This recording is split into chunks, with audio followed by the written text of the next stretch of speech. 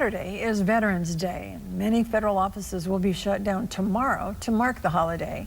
The celebration of our military service members started a little early in Lebanon.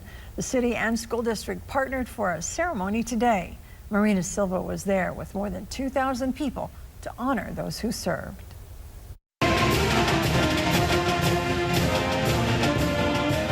The recognition that the nation gives to all the veterans in that they do remember the sacrifices that many of our fellow veterans made. Diane Cummings Leffler and Ed Leffler are Army veterans and two of the many who attended this morning's ceremony.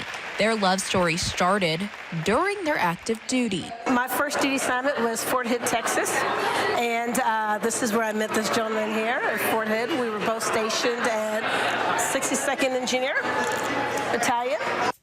They say attending the area ceremonies is a great way for them to connect with fellow veterans. To see other veterans that I haven't seen in a while. I met a few today that has never attended one until it was here, and we had a great opportunity to talk with them. This one was even more special. I'm in the shoes of like a veteran's child. Their daughter Alexandria spoke at the ceremony. It meant so much after seeing all the veterans out there smiling and really appreciating it. Alexandria says growing up with parents who are veterans could be difficult, but she is proud to be their daughter. I got to see one every other kind of when they got deployed, but after they retired, it felt really good to have both of them. For Dr. David Schmitz, the superintendent of Lebanon, as well as a veteran, the ceremony was special to him. As a veteran and as an educator, it is so important that our young people see people who served and that they understand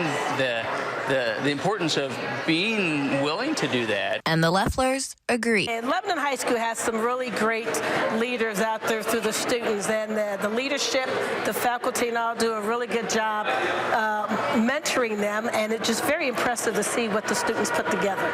In Lebanon, I'm Marina Silva, KY3 News.